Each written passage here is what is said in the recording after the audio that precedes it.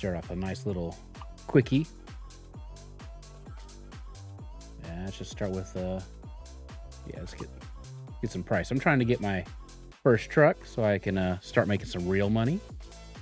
Start going all over the place instead of this little area I've got. Tiny little area.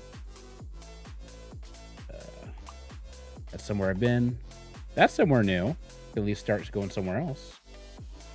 Let's do that. Oh, it's articulated. Oh well. Another thing with pulling doubles, triples, stuff like that, you're a lot more likely to tip over because, you know, sort of like a whip effect. The more you wiggle, the more the back end wiggles out from underneath you. So be nice and gentle whenever you're doing any sort of input, directional input, when you're turning the steering wheel, low speeds, all that jazz. Gosh, I can't even see the light. Where's this BS? I may just have to run this light just because I can't see. I can't even see the light. Who designed who designed roads like this? Yeah, I know. Sorry. What am I gonna do? I literally can't see.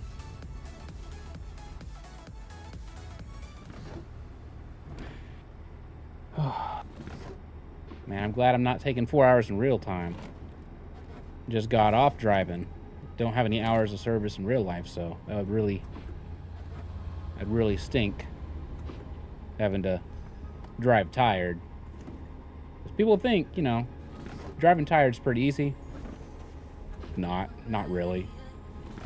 Driving tired's really scary because it really sneaks up on you. Like, I'm starting to notice the telltales and whatnot. Like, I have to start like licking my lips, and, like biting the inside of my cheek and bite my tongue, and like I have to wiggle. And then I start seeing my eyes; they sort of drift downwards because normally you're supposed to look like out into the road, like a long way ahead of you. But you know, you can't do that when your standard is like literally like 5-10 feet in front of the nose of the truck or whatever you're driving. You know, you better pull over and take a rest. I've done that a couple times. Just pulled over, gave myself a quick little 15-20 minute nap. I was only 2 miles from where I was supposed to actually be, but you gotta arrive there safe. I was actually one of my co-drivers a little over a year ago. He really wanted to be the person driving first, so I'm like, okay, that's fine. No skin off my back, you know. I'll let it happen. But 3 hours in, he fell asleep, crossed over several lanes of traffic, 35 miles an hour. Crossed over several lanes of traffic into oncoming traffic, was there for like a mile and a half, crossed back over. All this while he's asleep, mind you. And after a short bit of time, he ended up into a ditch. See the little me, I was sleeping in the back. I'm like, yeah, there's no way he's gonna do something dumb and like put me in jeopardy. So I didn't have like my my sleeping harness, because you have to wear like a harness that's sort of like a cargo net, just in case of an accident. It'll keep you in place and not throw you out the windshield. Well, I actually did fly out of my little bed area. Luckily, I hit actually like the top of the tractor. So I hit there and then dropped down instead of going out the windshield. Needless to say, I never not wear that. I don't care who's driving with me or nothing. I wear that seatbelt 100% of the time. Everywhere. Oh, open when flashing? Okay. Pull in. Which is where?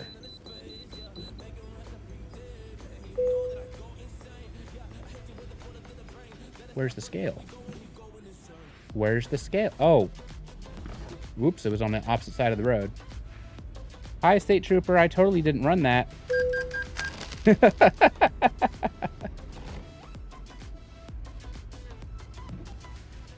I don't get. Why would you have a way station on the opposite side of the traffic? That's just silly. You finish that story then. Where was I? That's right. I ended up in the front seat because I wasn't harnessed in, and well, let me back up a little bit. Uh, I was obviously mostly asleep. I heard like a pop or a bang or whatever, so I sat up, looked out in between the curtains because curtains to like keep the light out of my eyes while I'm sleeping back there.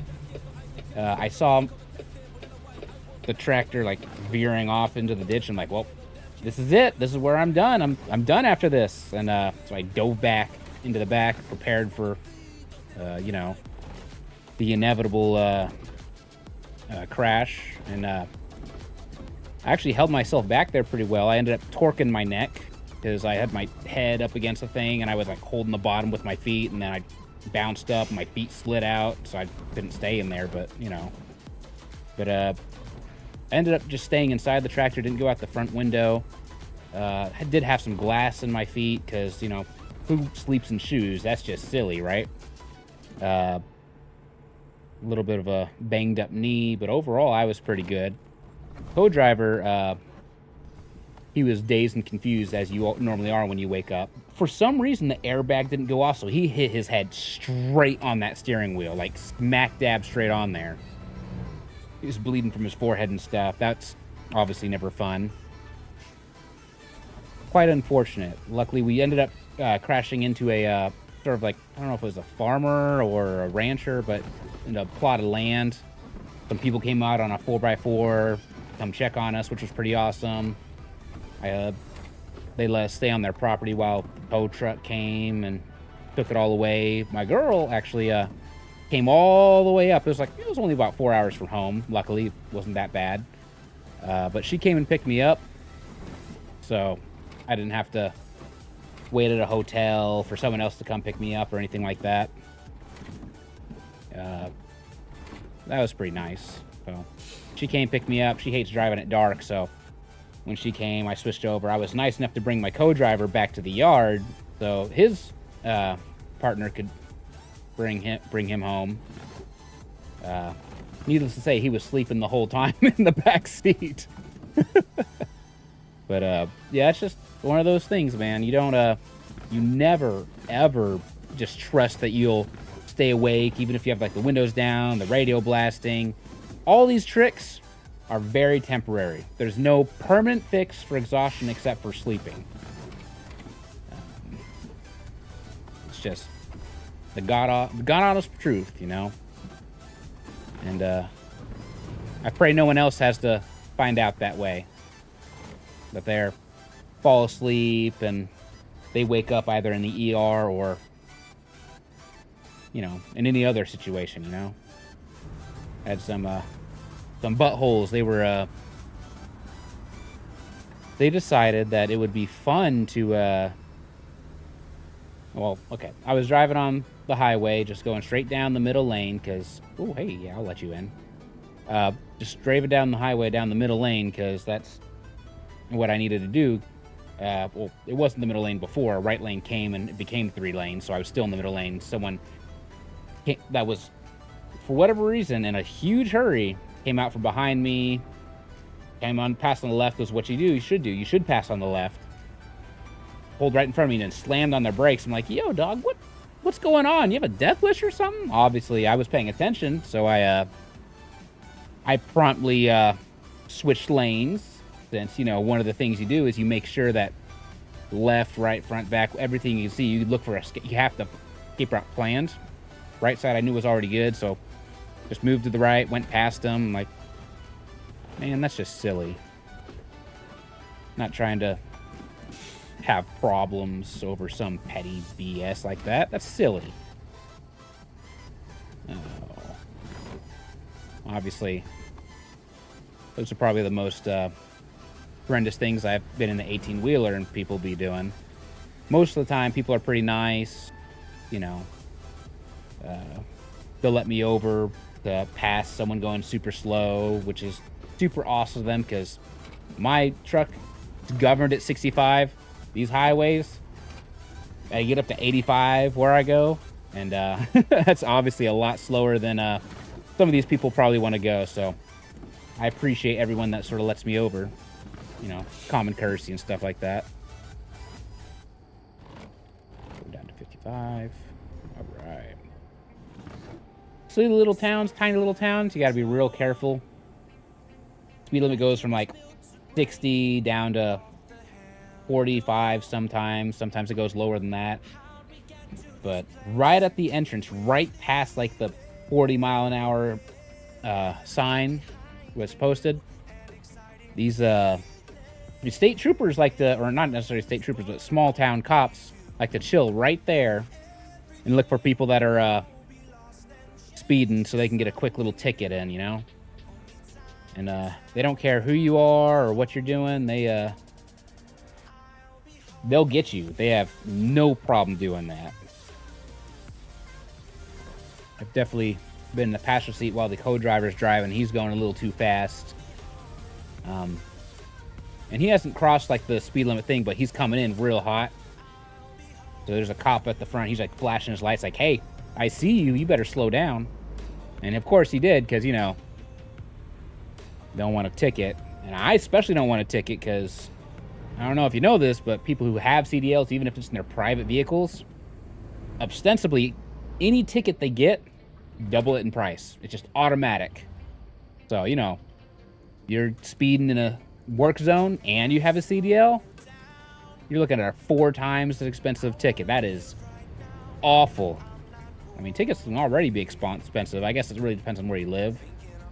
In Texas, where I live, it's let's see, the most expensive speeding ticket I had is like 200 and let's say 230, and this is before I had any special license or anything like that. So quadruple that, that's $1,000 for speeding.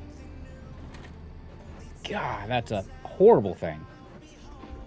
But again, if you're being dumb, kind of deserve it, I guess. Oh, snap, we're almost there. This time just flew by. Yeah, after I move over here and park, I'll look for another story that maybe I have in my personal vehicle.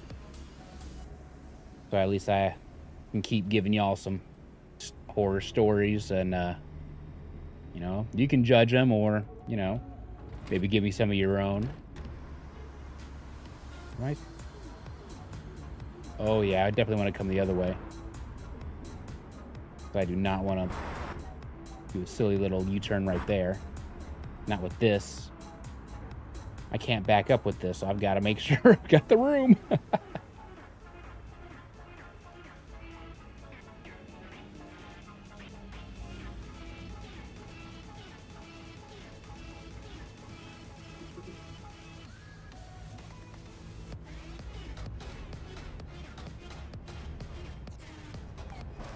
Ooh, come on. Don't destroy that sign. All right, good. A little bit more? All right, there we go. Where should I place it? Because you can't back these up. Oh, right in front? Oh, okay, cool. I can do that. Oh, yeah, great. This will at least get me more that direction, get some more exploration going. Not as much money, but, you know, the normal trailer, nothing special going on. It'd be nice and easy. All right. Get it going. All right. Oh. The same exact place. I'm coming from the same place. That's awesome. Okay. As far as horror stories in my regular vehicle, let's see here. Let's see here. My first vehicle was a little scooter that got off Craigslist. Didn't have a motorcycle license at the time. So I just hoped I didn't get pulled over or anything like that. Wasn't insured or anything like that because it was a frickin' scooter, and I had a little motorcycle helmet to help keep myself safe. No, bro, you know, it wasn't too bad, except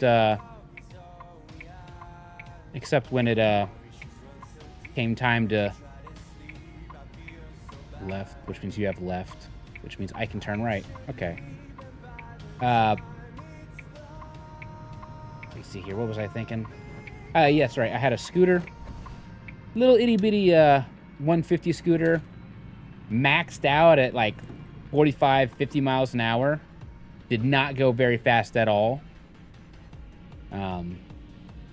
It was pretty fun, you know. I got really good get up and go. Like I couldn't go fast, but I could get slow fast. If you know what I mean. Like could definitely start moving pretty quick. Now, didn't really have any issues. No one was really a butthole. Some people are like, "Oh, that's silly. You have a little scooter." I'm like, "Yeah, but it's, you know, it's fuel efficient." I had a single gallon tank. Got me like 50 miles, 60 miles. It was still warm out. No biggie. Now, the problem is, actually, I don't know what caused the problem, but I definitely had an issue where it wasn't starting. And I had just gone to the bank and, oh no, I hadn't. I pulled into the bank because it was somewhere I knew. And I, just decided, you know what, here's where I'm gonna try to figure this out. And I'm sort of like looking around for like leaks or broken wires or anything like that. I'm like, yeah, I don't see anything. And I sit on it, try to start it up again. I'm like, man, my leg feels warm. What could that be? And I look down and the bike's on freaking fire and I'm sitting on it. And I'm like, whoa, whoa, whoa, hold on. That's a big no-no. I don't want that to happen. No, please. That's a little scary for me, you know? My first vehicle ever, and it's catching fire on me. Oh, this is after like 5 months of having it. So I hop off. I still have my motorcycle helmet on. I march into the bank, and they're like looking at me because I'm like, you know, mask, and they're like, you don't do that in a bank. You don't go into a bank with a mask on. They think you're gonna rob the place. They're like, what's going on? I'm like, I'm sorry. Can I use your fire extinguisher? Luckily, this is one I frequent, so they knew me at least. They pointed at me, I grabbed it, walked out, sprayed that bad boy down, gave it back, sat there depressed about how, you know, my little itty bitty $500 scooter is, it's all gone now, you know? Can't do anything. The thing was melted, the plastic was melted. It was just nothing you could do with it. But you know how, young people, like I was pretty young at the time. I was just out of high school. I was still 18 years old. You like hold on to things, you're like hoping like maybe one day I can fix it. And so luckily I lived like a mile and a half home, so I freaking walked it a mile and a half home. And got home. I was still living with my dad at the time because, you know, straight out of high school. And he said, yeah, there's nothing you can do about that, buddy. It's time to get rid of that. I'm like, okay. And we were living in some apartments, and I'm a pretty strong boy, so I basically walked it over to the big old dumpster, walked it up the steps, picked it up over my head, and just tossed it into the dumpster. And that was that. That was it. It was gone. The next vehicle I got was, what did I have? I think it was like a week or two after that. My dad's like, man, we got to get you some real wheels. So I paid for a Class M licensing school, like a weekend course. They provide all the bikes, you have the safety equipment that you wear, because, you know, riding motorcycles, you should definitely have boots. Should have gloves. It's not, you know, as required, but you definitely should have gloves. And you have to have a helmet. You've got to have a helmet. My God, the next story after this, you've got to have a helmet. Anytime you have any sort of motorcycle, bicycle, anything. So, I do the motorcycle course. Takes 2 days. Whatever. They do the in class testing because they were licensed by the state of Texas to do that. So I passed, no biggie, whatever, right? So we went and went to a bike shop. Got a little 500cc motorcycle. And that bad boy, it was fun. I had the choice between, because they were the same price, either 500cc sports style, like a crotch rocket, or a the old style, like chopper style. I'm like, no, I want the crotch rocket. It feels cooler. And the guy's like, no, you should definitely get the chopper. People are going to respect you more on the road with it. And I'm like, I guess, but like, no, I want the crotch rocket. So I left with that. Had a lot of fun with that. That boy lasted me most of a year until someone hit me. But man, being a like 18, 19-year-old, because I had my birthday in between there. You know how we drive. Not good. Now, I followed every single law of the road except the speed limit. Never got a ticket. But there's some benefits to a bike. Some people split lanes. I'm like, hell no, I'm not going to do that. That's dangerous AF, man. If someone decides they want, I don't like that people are doing, boop, or they pull out in front of me, that's it. That's it. That, depending on how fast I'm going, that's it. I'm done. So I at least had the foresight not to do that. That being said, if I was on the highway, I was going between 90 and 100. That's just all it was. I got it the get-go, and I just went. In the area I live in Texas, we've got a lot of toll roads. I found out, well, since they're automated, I was able to basically skip the toll roads by being in the left lane and just sort of riding the left line. Because the way the toll roads work when they're automated is they have a little plate in the middle of the lane of each lane, and even the shoulder lane, that detects when like something goes over it that's metal, because it disrupts the magnetic field there, and that's when it takes the picture and it detects all the stuff to charge you the absorbent amount of money. So I would just sort of right between them. I never got a toll ever because I just never was detected by the automated system. And so I was able to get through without paying all that stuff. When I was driving on normal roads, though, like I don't want to call them city roads, but like roads where you can expect to see stoplights and stop signs, followed every rule ever. I made sure I was going no more than 3 over the speed limit, because people can pull out without looking. There's all sorts of direction that danger can come from. So you just got to be really, really careful about making sure that you keep yourself safe, especially in a motorcycle, because you have no protection. You get hit, you have no car to protect you. You're just hit, So I was careful there. Stupid on the highway. If I found some other motorcycles on the regular roads or the highway, I would join their formation, because safety in numbers. We're a larger body, people can see us more, we just have more presence, but you don't care about that. You want to hear about the crashes. So let's see here. I was visiting my dad at work, and I wasn't wearing my body armor because... Is that an accident? That's an accident. I'm just going to pass him. I wasn't wearing my body armor because, I had body armor with Kevlar shoulders and arms and chest and back to, reduce road rash and stuff like that. But I wasn't wearing that because I wanted to make sure I was looking nice. So I just had like a nice, I don't want to say golf tee. It's like this, where it has the 3 buttons. What are those called? You know what they're called. I don't have to tell you.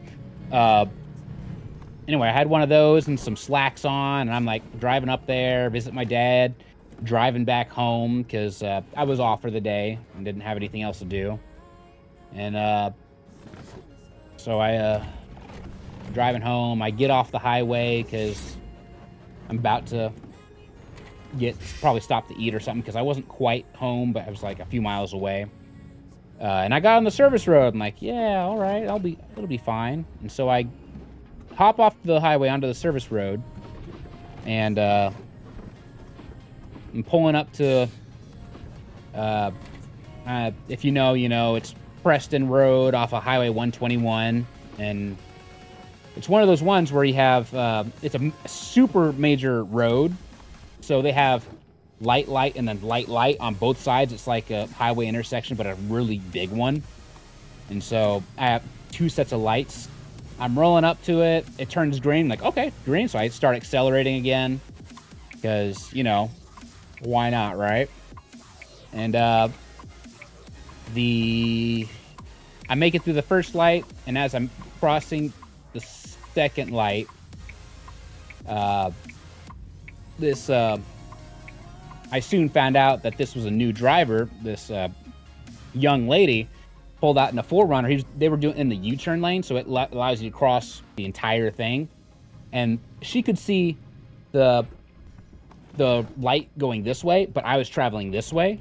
And she saw this one was red, and so she thought I had a red light, and she just kept going and went from the left lane all the way to the right lane because they want to do that U-turn and get in the store that's right on that corner.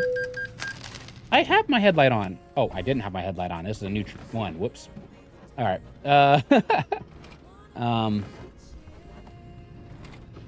Okay, so they pulled over a U-turn, and they went across all lanes of traffic, and I'm like honking at them, hitting the brakes. And if you don't know about a motorcycle, the brakes ain't good. They're not good. They just aren't. The reason being, you don't have a lot of like weight to your vehicle, so the brakes, you can't engage them all the way or else you'll slide. Slide the front, not a big deal. You can deal with that. The back slides, you're done. You'll slide, the bike will slide out from under you, so you don't want to do any of that stuff. But so you can't engage the brakes too much, but I'm like doing it as much as I can without slipping and sliding. I'm honking the horn like blip, blip, blip, blip, blip, and they just decide, you know what? I'm not going to listen to that. I'm just going to keep going, and they just knock me off my bike. And so I fly off. I'm still on the bike, but the bike falls down and it's spinning and going forward. And probably the most important thing that I remember is my head like bouncing on the ground as I'm going down the road, like blah blah blah blah blah blah blah. And I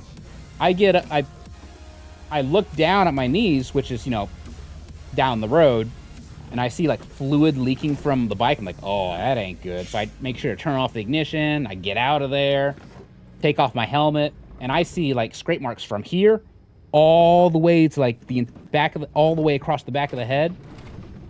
If I wasn't wearing my helmet, I would have either been dead or severely brain damaged. So I got pretty lucky.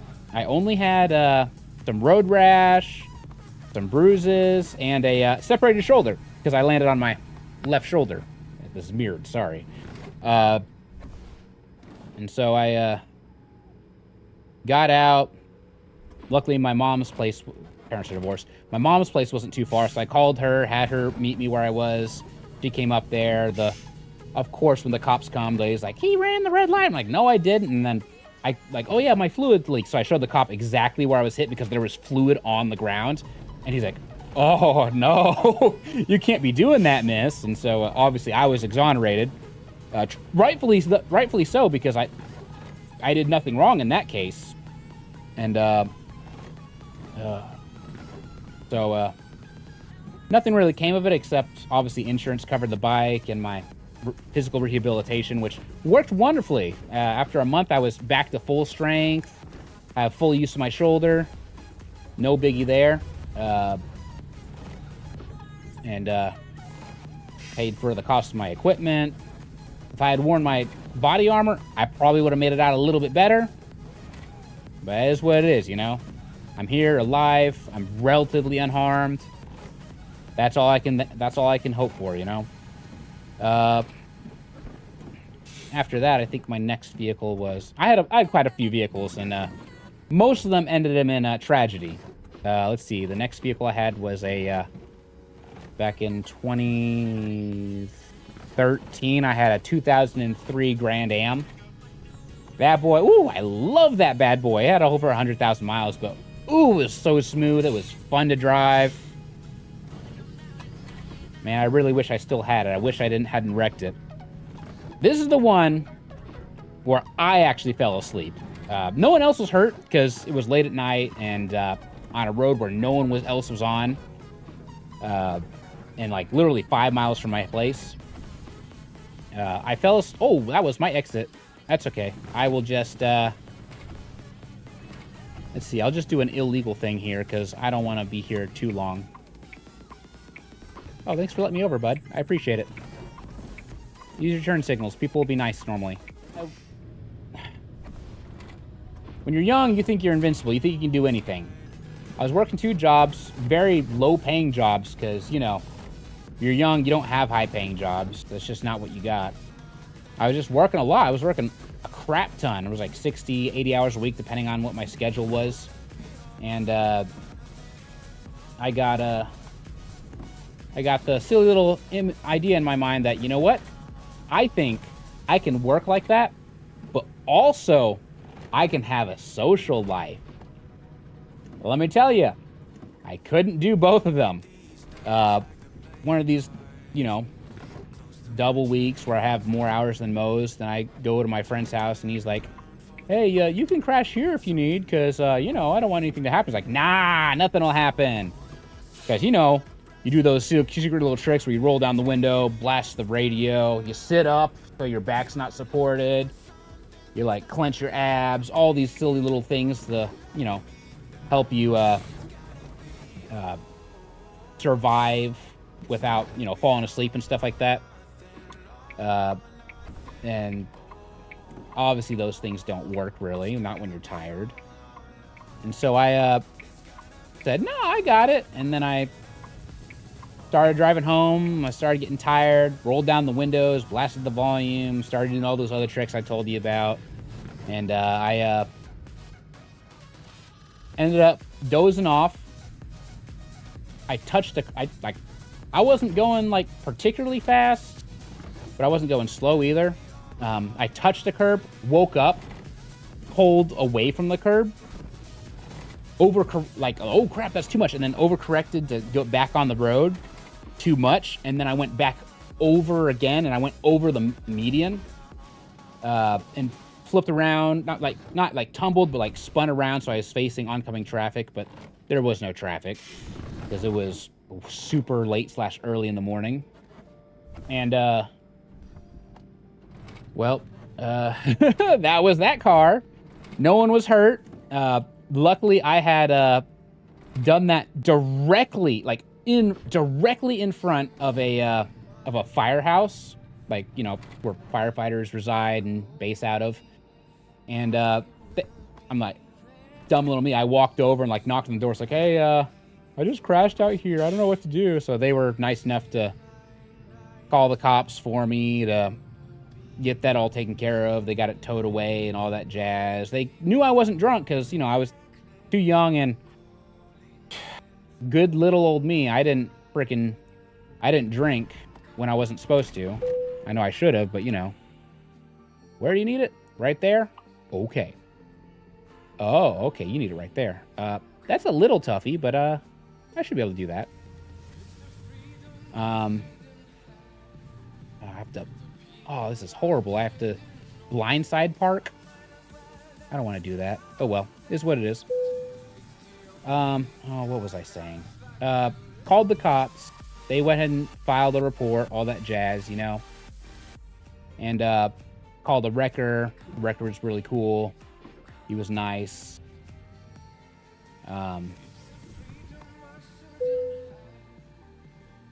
He went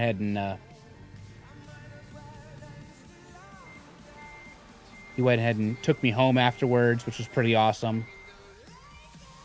And walked in. Dad happened to be up. I said, hey, Dad, I don't have a car anymore. And I went to bed because, you know, had to process what happened, you know. Okay, turn left. I want to go left, so I go right. Okay. Sorry, it's kind of hard when I'm... Steering wheel, I can do. These mouse buttons, it's just not as easy as a regular old steering wheel is, because I'm used to that. Okay, I'm going to need to... No, I'm actually not too bad, but I'll still have to pull forward to straighten out again.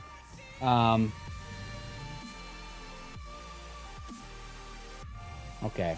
Yeah, it just told me, hey, I got no car. And I didn't have that car insured because I'm a little dum-dum, you know. Young little dum-dum.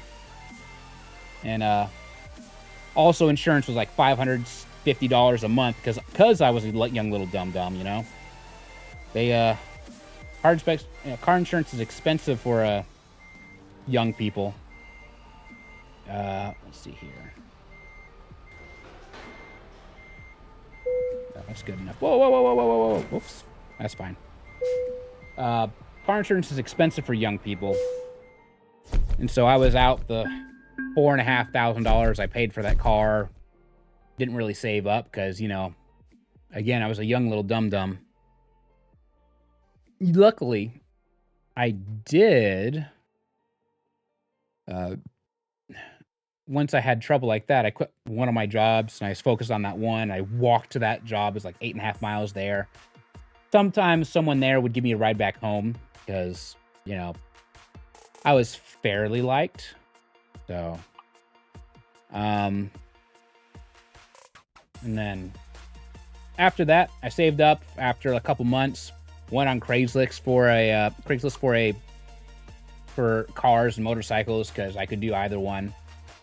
Let me tell you, motorcycles in winter, not fun. I've had to stop to, like, you know, warm up in like a 7-Eleven because I couldn't like move my fingers to work the clutch or the accelerator or the front brake or any of that jazz. So that just wasn't gonna work. Okay, that's right. It's cold. I don't recommend it. If you're gonna have a motorcycle, have something else has climate control. So anything else. I don't care if it's a smart car. I don't care if it's like a piece of crap that just keeps the wind out. You gotta have something else for that time. It's just, or else you're really gonna suffer. My next thing I got on Craigslist, I found a little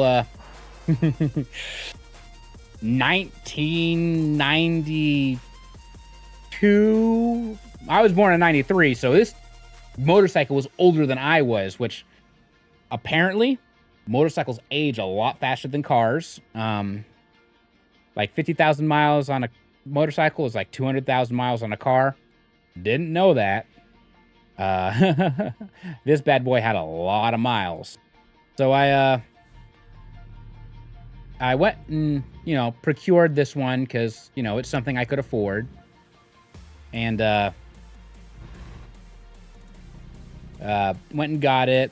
It was good for like 6-7 months. And then on my way to work, it decided it don't want to work no more, you know? It said, nope, no sirree, that's not me. I don't want to work no more. And so it died on me. I mean, it had died before. It had a fuel leak that I had fixed. A bunch of problems. But this time, it died. I ditched it in some bushes, told someone at work to say, hey, pick me up. I'm going to be at this intersection. And so they came and picked me up, and they finished my shift. And by the time that shift was over, I came back to look for the bike, and someone had said, ooh, free bike, and stole it out of the bushes from me, which, you know, I don't feel too bad because it's not like I could do anything with it. But at the same time, I'm like, man, that was all the money I had at that time. That's not quite right. Because I was worried about the cold, I actually had procured a second vehicle, a 2003 Chevy Cavalier. That was a piece of crap car. Not because, like, the car itself was bad. Get that off my arm. But because the Chevy Cavalier that I had was from someone who I worked with, and they said, oh, yeah, it's fine. It's great. Nothing's wrong with it. No, it was leaking a lot of fluids, and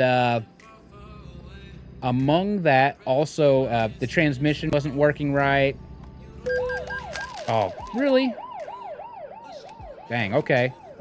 I was still driving it because, you know, what I had, because I had both that and the motorcycle, and I let the girlfriend at the time drive that because she wasn't fiscally responsible and able to get her own vehicle. But I wasn't fiscally responsible either because I couldn't afford a place to live by myself, so I found a place to live. Not really proud of it, but you gotta do what you gotta do, you know? That car, I ended up giving to her and just buying my first brand new car. And this was back at the time was brand new. It was back in 2013, 2014, I don't remember. So I bought myself a 2014 Nissan Versa, and I was really depressed because I had gone to the dealership like 4 different times trying to get other used cars that were, you know, nicer than that. And they were always like, no, your rate is going to be like, I don't know, 18, 19% because you've never gotten a car before. You don't have history. Bunch of baloney. First time buyers of cars, get financing through your bank. Whatever you have your checking account through, say, hey, I need a car, and they will tell you how much, you know, you can afford, what the payments would be, what the interest rate would be.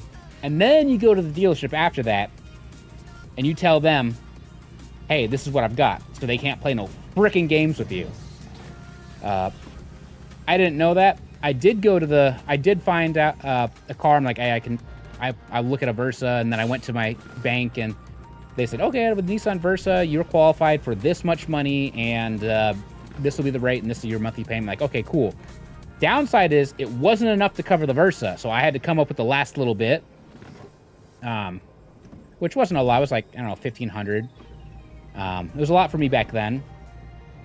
And so I scraped by. I had like maybe $80, $100 to my name afterwards. Nissan Versa, really happy about it. I decided to work for Uber as a second job. And, you know, Uber doesn't make a lot of money. It does not make you a lot of money. It makes you basically no money. All the money I got was in the tax benefits from it. Didn't make any money, but I made like $4 or $5 grand in, like, you know, claiming the fuel and the distance. And since I bought the new car at the same time as I started, I could claim it as a business expense. I couldn't, like, you know, use the cost of the car towards it, but I could use the tax I paid and take the tax off.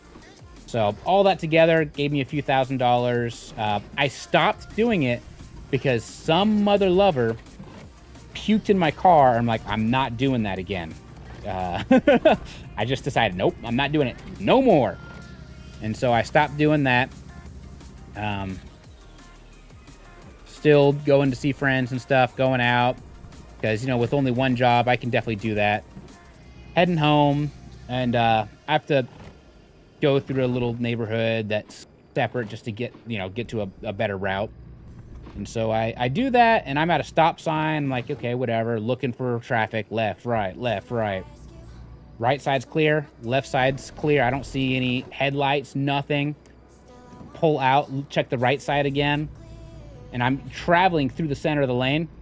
And I hear a honk, and this mother-loving Ford Focus, this black Ford Focus, without any headlights on, is hurtling towards me at the speed of God knows what.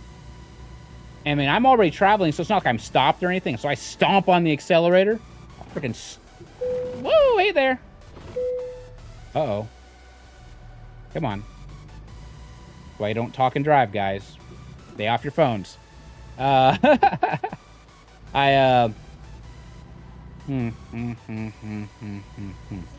Stomp on the accelerator to get out of the situation.